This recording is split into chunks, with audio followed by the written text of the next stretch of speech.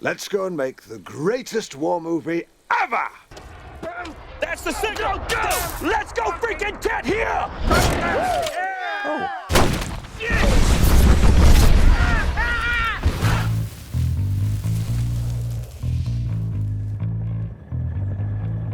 In August 2008, Ben Stiller's Tropic Thunder exploded onto the scene, shocking audiences with its audacity, irreverence, and unapologetic humor. Mother Nature just pissed her pants, dude! In an age where many comedies are pulling their punches, Stiller and team hold nothing back.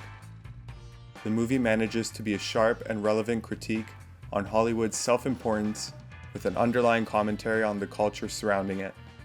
In this video, we'll explore whether this controversial comedy still holds up, and if it has something deeper to reveal beneath all the laughs. Tropic Thunder does not just poke fun at action movies, it tears apart the very fabric of the film industry. The premise serves as a kind of expose on how actors can be so self-absorbed they lose sight of reality when climbing into their roles, all while Hollywood encourages them. From Robert Downey Jr.'s iconic portrayal of an Australian method actor who undergoes a racial transformation for a role, to Ben Stiller's washed-up action star desperate for a comeback, the film uses exaggerated stereotypes to critique an industry built on vanity and prestige. This critique doesn't strictly apply to the actors, as we are given unforgettable side characters like Les Grossman, big studio executives and other producers, who will pulverize anyone who inconveniences their movie's prospect for financial success. I will fuck you up! They can be the epitome of a greedy, soulless monster who gatekeeps the exclusive club that is Hollywood. You want me to let my client of 15 years, one of my best friends, die? Yes. And let us not skip out on Al Pacino, a character played by Brandon T. Jackson, who is a parody of the stereotypical image of a commercialized rapper in the entertainment industry. He embodies traits commonly associated with many mainstream rappers, such as branding everything, to leveraging music for broader business ventures. So while Al Pacino is not specifically representing today's infamously headline music mogul Sean Diddy Combs, anyone who wants to draw the connections can. Man, everyone's gay once in a while. I'm not gay. This How about we do Hollywood. this? The movie also goes to great lengths to hone in on its portrayal of Oscar bait performances, characters who take on extreme roles with extreme measures. Tug Speedman's portrayal of Simple Jack is a mentally disabled character designed purely for award season glory. It's a direct jab at Hollywood's cynical use and obsession of marginalized identities for profit. And Tropic Thunder was always bound to stir controversy. RDJ's use of blackface and Ben Stiller's portrayal as Simple Jack generated intense discussion. At first glance, these choices can seem offensive by today's standards, but they were intentionally designed to comment on Hollywood's insensitivity to race and disability.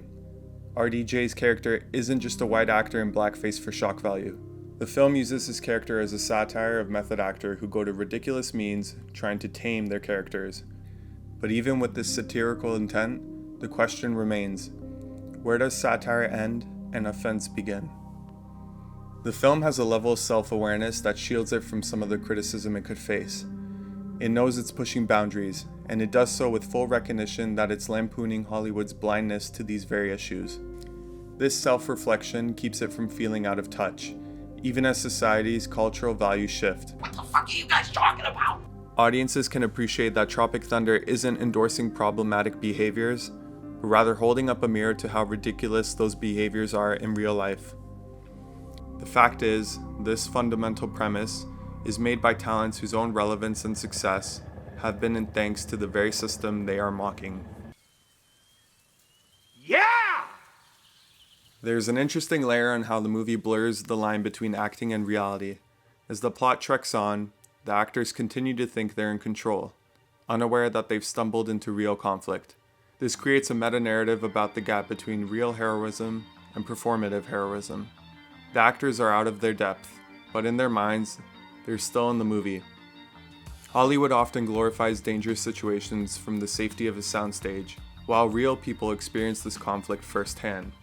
So we, as viewers, often elevate actors to heroic status when the real heroes are left in the shadows. Comedy has evolved significantly since Tropic Thunder came out. In today's climate, comedies tend to be more careful, particularly when it comes to the topics of race, disability, or gender.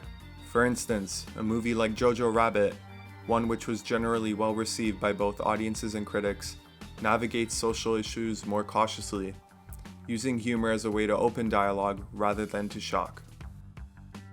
But that begs another question. Could Tropic Thunder be made today? On one hand, its irreverent style might clash with the more considerate tone of modern comedies. On the other, it's precisely because Tropic Thunder pushed boundaries that it has left such an impact. Its willingness to offend in order to critique gave it an edge that's often missing in more cautious, modern films.